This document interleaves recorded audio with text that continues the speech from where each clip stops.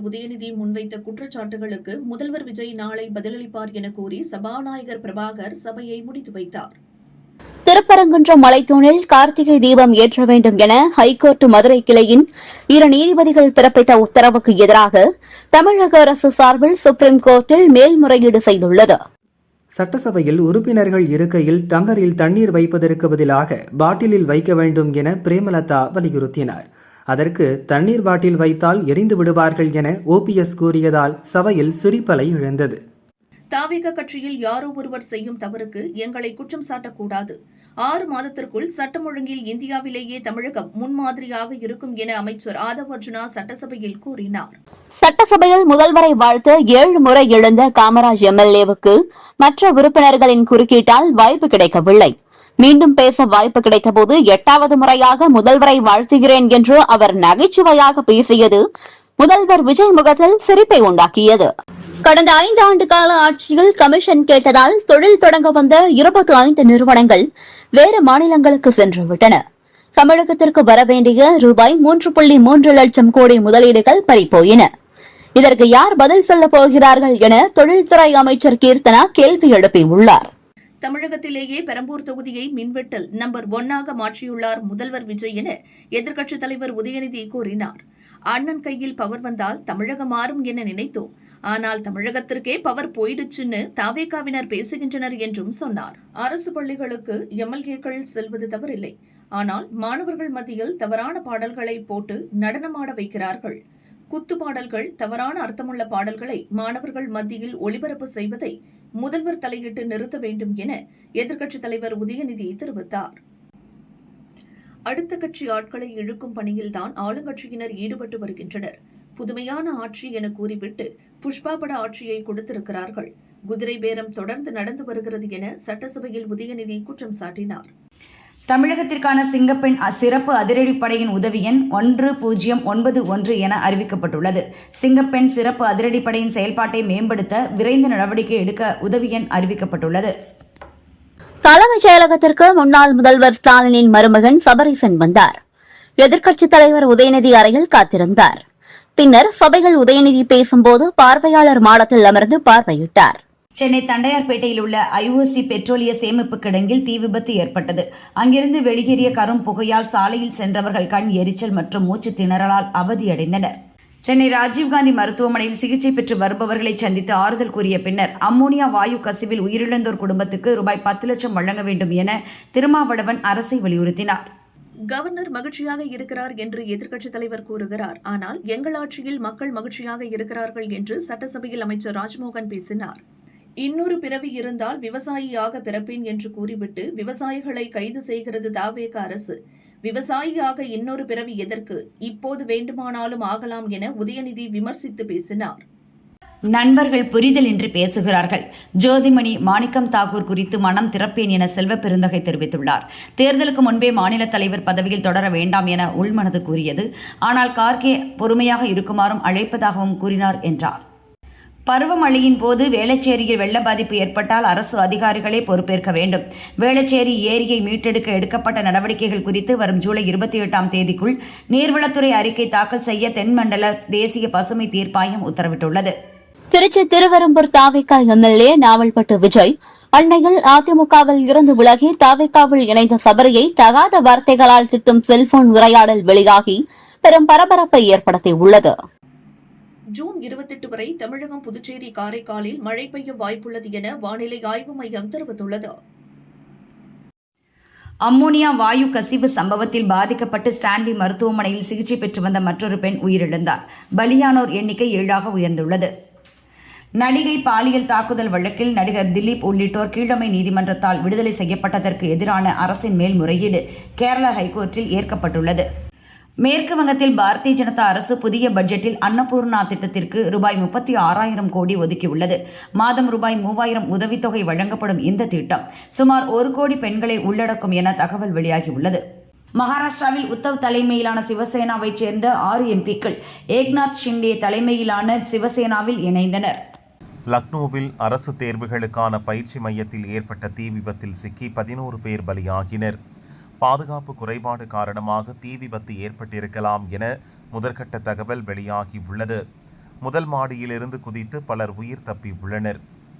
Britain பிரதமர் gear Starmer இன்று தனது பதவியை ராஜினாமா செய்தார். தனது தொழிலாளர் கட்சியின் மீது எழுந்துள்ள தொடர்ச்சியான அழுத்தங்கள் மற்றும் உட்கட்சி அரசியல் காரணமாகவே அவர் இந்த முடிவை எடுத்துள்ளதாக தகவல் வெளியாகியுள்ளது.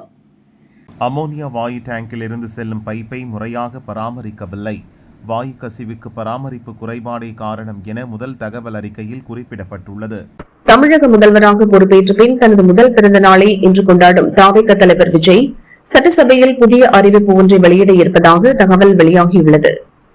கோவை, நீலகிரி, திண்டுக்கல், தேனி, சிவகங்கை ஆகிய 5 மாவட்டங்களில் இடி மின்னலுடன் கூடிய கனமழை பெய்ய வாய்ப்புள்ளதாக சென்னை வானிலை மையம் தெரிவித்துள்ளது. திருவள்ளூரில் அமோனியா வாயு கசிவால் பாதிக்கப்பட்டு மருத்துவமனையில் சிகிச்சை பெற்று வருவோரை தேமுதிக பொதுச் செயலாளர் பிரேமலதா நேரில் சந்தித்து ஆறுதல் கூறினார். தாவேக ஆட்சிக்கு வந்த பிறகு புதிய பார்கள், டாஸ்மாக் கடைகள் அமைக்க அனுமதி வழங்கவில்லை என அமைச்சர் விக்னேஷ் கூறியுள்ளார். விவசாயிகள் கள் இறக்குவதற்கான கோரிக்கை குறித்து முதல்வர் விஜய் இறுதி முடிவெடுப்பார் என்றார். ரயில்வேயில் தகுதி மற்றும் மதிப்பெண் அடிப்படையில் மட்டுமே வேலை வழங்கப்படுகிறது. யாரேனும் வேலை வாங்கி தருவதாக கூறி பணம் கேட்டால் உடனடியாக புகார் அளிக்க வேண்டும் என தெற்கு ரயில்வே அறிவுறுத்தியுள்ளது. முதல்வர் விஜய்க்கு அமைச்சர் ஆதவ் அர்ஜுனா பிறந்தநாள் வாழ்த்து தெரிவித்துள்ளார். உங்கள் கொள்கை பாதையிலும் அரசியல் உறுதியிலும் மக்கள் பணியிலும் என்றும் உங்களுடன் பயணிப்போம் என்றார். ஹார்முஸ் ஜலசந்தியில் ஈரான் முற்றுகையிட்டால் அமெரிக்கா முழு பலத்துடன் பதிலடி கொடுக்கும். ஈரான் என்ற நாடே இருக்காது என அமெரிக்க அதிபர் டிரம்ப் எச்சரித்துள்ளார். முதல்வர் விஜய்க்கு பிரதமர் மோடி பிறந்தநாள் வாழ்த்து தெரிவித்துள்ளார். அவர் நீண்ட ஆயுளுடனும் நல்ல ஆரோக்கியத்துடனும் வாழ இறைவனை வேண்டுகிறேன் என்றார். முதல்வர் விஜய் மகிழ்ச்சியோடும் உடல் உளநலத்தோடும் பொது வாழ்வில் பணியாற்றிட விழைகிறேன் என முதல்வருக்கு திமுக தலைவர் ஸ்டாலின் பிறந்தநாள் வாழ்த்து கூறியுள்ளார். நீங்கள் 6 மாதம் திமுகவிற்கு தலைவராக இருக்க முடியுமா என்று யோசியுங்கள். உங்களை தூக்கி எறிந்துவிட்டு கனிமொழி அந்த இடத்தில் உட்கார ஆசைப்படுகிறார் என 6 மாதம் இந்த ஆட்சி தாங்குமா என்று கேட்ட ஸ்டாலினுக்கு தாவேகா நிர்வாகி நாஞ்சில் சம்பத் பதிலளித்துள்ளார். தூய்மை பணிகளை தனியாரிடம் ஒப்படைக்க கூடாது என வலியுறுத்தி ஈரோடு மாநகராட்சியில் பணியாற்றி வரும் 1200க்கும் மேற்பட்ட தூய்மை பணியாளர்கள் போராட்டத்தில் ஈடுபட்டனர். திருவண்ணாமலை அருணாச்சலேஸ்வரர் கோயிலில் ஆனி திருமஞ்சன திருவிழாவை ஒட்டி சிவகாமி அம்மையாருடன் நடராஜர் சுவாமி சிறப்பு அலங்காரத்தில் ஆயிரங்கால் மண்டபத்தில் எழுந்தருளினார். அங்கு சிறப்பு அபிஷேக பூஜைகள் மற்றும் தீபாராதனை நடத்தப்பட்டது. வடபழனி பூந்தமல்லி இடையேயான மெட்ரோ ரயில் சேவையை பிரதமர் மோடி ஜூலை மாதத்தில் தொடங்கி வைக்கிறார். இன்று பிறந்தநாள் கொண்டாடும் முதல்வர் விஜய்க்கு சட்டசபையில் வாழ்த்து தெரிவித்த சபாநாயகர் தமிழக அரசியலின் மறுமலர்ச்சி நாயகன் என புகழாரம் சூட்டினார். திருவள்ளூரில் அமோனியா வாயு கசிவு விவகாரம் குறித்து தொழிலாளர் நலத்துறை அமைச்சர் பர்வேஸ் சட்டசபையில் விளக்கம் அளித்தார். அமைச்சருக்கு முன் தங்களை பேச அனுமதிக்க வலியுறுத்தி எதிர்க்கட்சிகள் அமளியில் ஈடுபட்டன. சட்டசபையில் மேகதாது அணை விவகாரம் குறித்து பேச சபாநாயகர் அனுமதி மறுத்ததாக கூறி அதிமுக எம்எல்ஏக்கள் வெளிநடப்பில் ஈடுபட்டனர். சட்டசபை நடவடிக்கை லைவ் செய்யப்படுகிறது. எனவே உறுப்பினர்கள் எச்சரிக்கையுடன் பேச வேண்டும். வரலாற்று சிறப்புமிக்க சபையில் கண்ணிய குறைவாக பேசினால் நடவடிக்கை எடுக்கப்படும் என சபாநாயகர் பிரபாகர் எச்சரித்தார். கடந்த 60 ஆண்டுகளாக பேசியே நாட்டை கெடுத்து விட்டனர். இவரும் அதை பண்ண வேண்டுமா? பேசுவதை தவிர செயல்படுவதுதான் முக்கியம். அதைத்தான் முதல்வரும் செயல்படுத்துகிறார் என எந்த ஒரு பிரச்சனைக்கும் முதல்வர் பேச மறுக்கிறார் என்ற விமர்சனத்திற்கு எஸ்.ஏ. சந்திரசேகர் பதிலளித்துள்ளார். மேகதாது அணைக்கு எதிரான தீர்மானத்தில் உரிமை மீறப்படவில்லை என சபாநாயகர் பிரபாகர் கூறியுள்ளார். மேகதாது அணைக்கு எதிரான தீர்மானம் பிரதமர் மோடிக்கு அனுப்பி வைக்கப்பட்டுள்ளது. விவசாயிகளின் உரிமையில் தமிழக அரசு எந்தவித சமரசமும் செய்யாது என அமைச்சர் ஆனந்த் சட்டசபையில் கூறினார். முதல்வர் விஜய்க்கு பிறந்தநாள் வாழ்த்து தெரிவித்த வி த லீடர்ஸ் நிறுவனர் அண்ணாமலை, முதல்வர் நல்ல உடல் நலத்துடனும் நீண்ட ஆயுளுடனும் தனது மக்கள் பணி தொடர எல்லாம் வல்ல இறைவனை வேண்டிக் கொள்கிறேன் என்றார். மேகதாது விவகாரத்தில் ஒருமனதாக தீர்மானம் நிறைவேற்றப்பட்டது. விவசாயிகளின் பாதுகாப்பில் எந்த சமரசமும் கிடையாது. மேகதாது விவகாரத்தில் சுப்ரீம் கோர்ட் தீர்ப்பை கடைபிடிக்க வேண்டும் என அமைச்சர் ஆதவ் அர்ஜுனா தெரிவித்தார். மேகதாது திட்டத்தை முறியடிக்க தமிழக அரசு பல்வேறு நடவடிக்கை எடுத்துள்ளது. இந்த விவகாரத்தில் கைகளை கட்டிக்கொண்டு வேடிக்கை பார்க்க முடியாது என அமைச்சர் ஆனந்த் தெரிவித்தார். புதிய நடுவர் மன்றம் அமைவதால் தமிழகத்திற்கு பாதிப்பு ஏற்படாது என்றார். அமோனியா வாயு கசிவால் உயிரிழந்தவர்களின் குடும்பத்திற்கு தலா 10 லட்சமும் சிகிச்சை பெறுவோருக்கு தலா 5 லட்சமும் அரசு வழங்க வேண்டும் என சட்டசபையில் திமுக கொறடா ஏவா வேலு வலியுறுத்தியுள்ளார். குடிநீருக்காக மேகதாது அணை கட்டுவது என்பது சட்ட சிக்கல் நிறைந்தது. காவிரி மேலாண்மை ஆணையம் மீது நம்பிக்கையை இழந்துவிட்டோம். எனவே புதிய ஆணையத்தை அமைக்க வேண்டும் என அமைச்சர் ஆதவ் அர்ஜுனா கூறினார். தமிழகம் முழுவதும் உள்ள அனைத்து ஆலைகளிலும் இனி இதுபோன்று நடக்காமல் இருக்க நடவடிக்கை எடுக்கப்படும் என தொழிலாளர் நலத்துறை அமைச்சர் பர்வேஸ் சட்டசபையில் விளக்கமளித்துள்ளார். அபாயகரமான தொழிற்சாலைகளில் பாதுகாப்பு நடவடிக்கை குறித்து ஆய்வு செய்யப்படுவதாகவும் கூறினார். சட்டசபையில் அதிமுக எம்எல்ஏக்கள் வெளிநடப்பு செய்த நிலையில் எஸ்பி வேலுமணி, நத்தம் விஸ்வநாதன், ரவி மனோகர் உள்ளிட்டோர் வெளிநடப்பு செய்யவில்லை.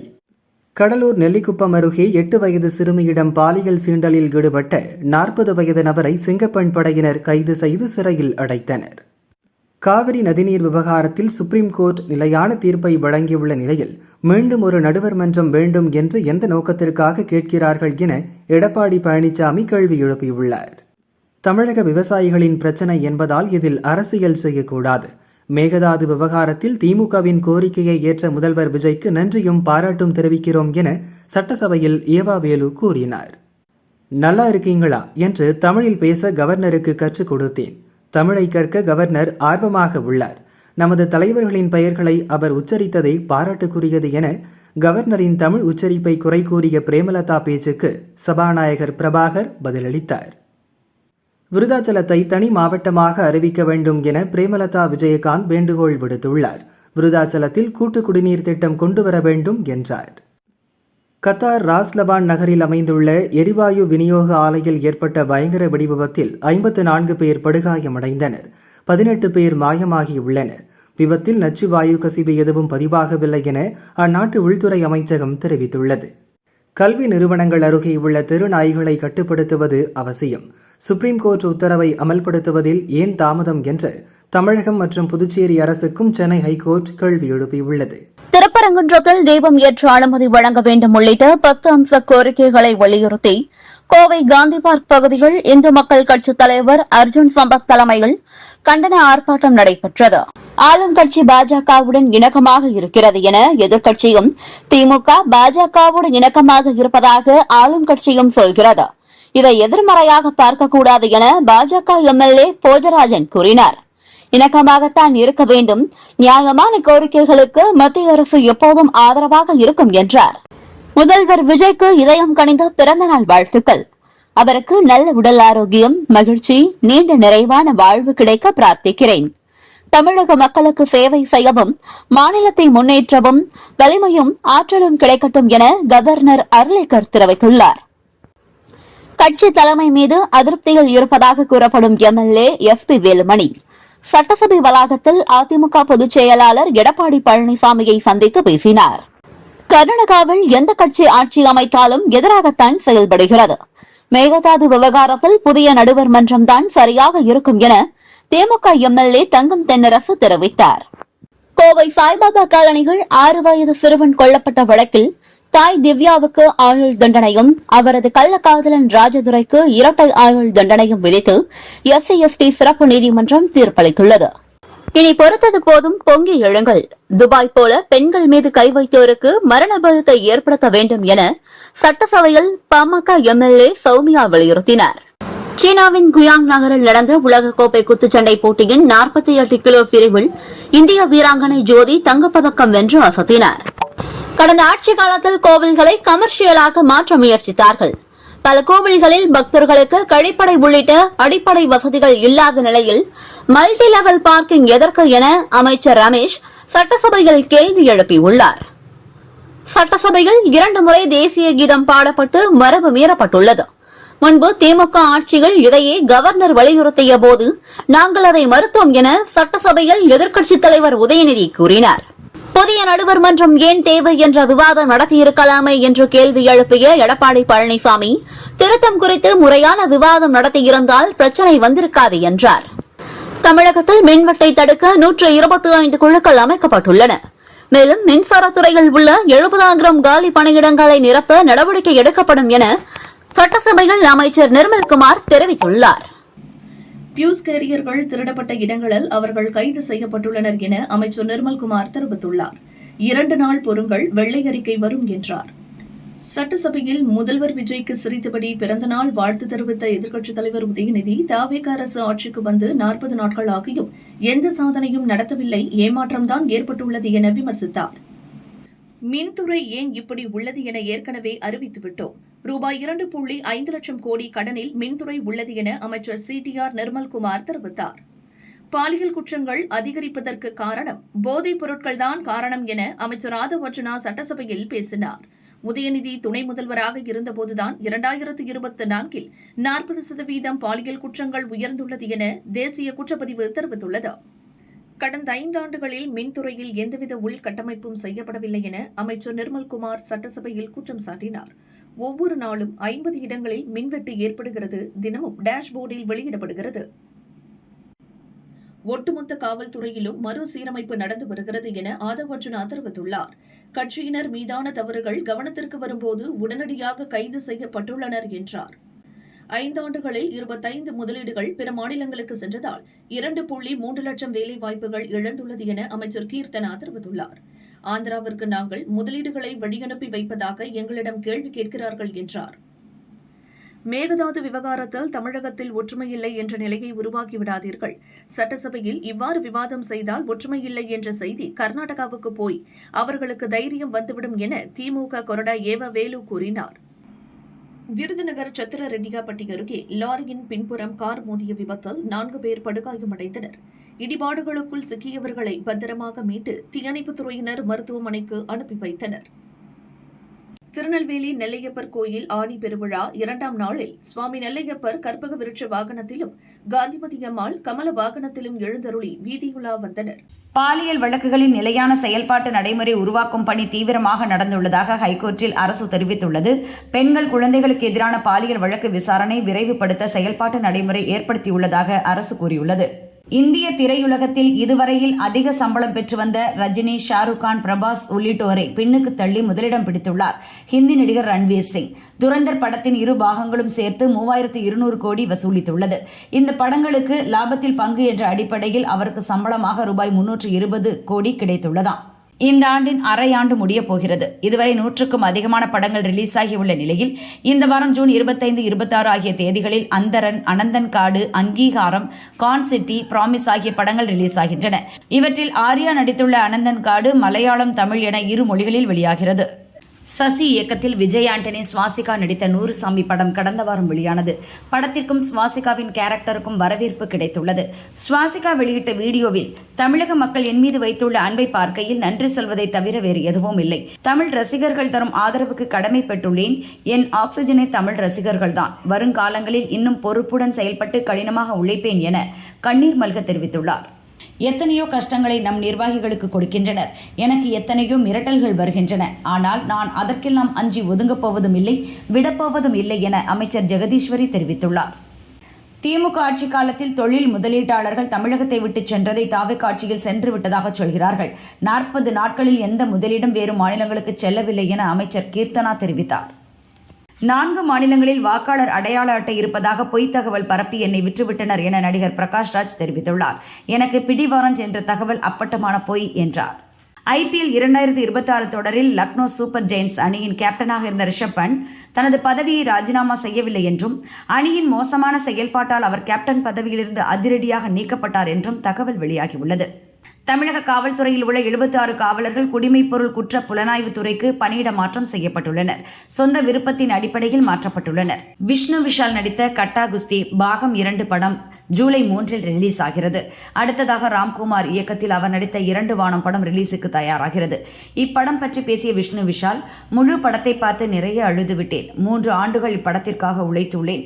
படத்தை ரசிகர்கள் திரையில் பார்க்கும்போது அந்த வலி, காதல், உணர்வுகள் அனைத்தையும் நிச்சயம் உணர்வார்கள் என்றார். ஜெயிலர் படத்திற்கு பின் ரஜினியின் 173வது படத்தை அஸ்வத் மாரிமுத்து இயக்குவது உறுதியாகியுள்ளது. இதில் ரூபாய் 5 டாக்டராக ரஜினி நடிக்கிறார். படத்தின் தலைப்பும் டாக்டர் தொடர்புடையதாக இருக்கப் போகிறது. சமீபத்தில் போட்டோஷூட் நடந்த நிலையில் சத்தமின்றி இதன் படப்பிடிப்பை துவங்கியுள்ளனர். முதற்கட்ட படப்பிடிப்பில் ரஜினி பங்கேற்கவில்லை. அவர் தவிர்த்து மற்றவர்கள் காட்சியை படமாக்குகிறார்களாம். தமிழகத்தில் சட்டம் ஒழுங்கு நிலவரம் குறித்து சட்டசபையில் நாளை முதல்வர் விஜய் பதிலளிக்க உள்ளதாக அமைச்சர் செங்கோட்டையன் தெரிவித்தார். பார்லிமென்ட் மழைக்கால கூட்டத்தொடர் ஜூலை 22 முதல் தொடங்க உள்ளதாக தகவல் வெளியாகியுள்ளது. மகளிர் இடஒதுக்கீடு மற்றும் தொகுதி மறுவரையறை மசோதாக்களை நிறைவேற்ற மத்திய அரசு திட்டமிட்டுள்ளது. அமோனியா வாயு கசிவு விபத்தில் இறந்தவர்கள் அனைவரும் பெண்கள் என்பது அதிர்ச்சி அளிக்கிறது என திருமாவளவன் தெரிவித்துள்ளார். இதுபோன்ற சம்பவம் மீண்டும் நடைபெறாமல் இருக்க அரசு நடவடிக்கை எடுக்க வேண்டும் என்றார்.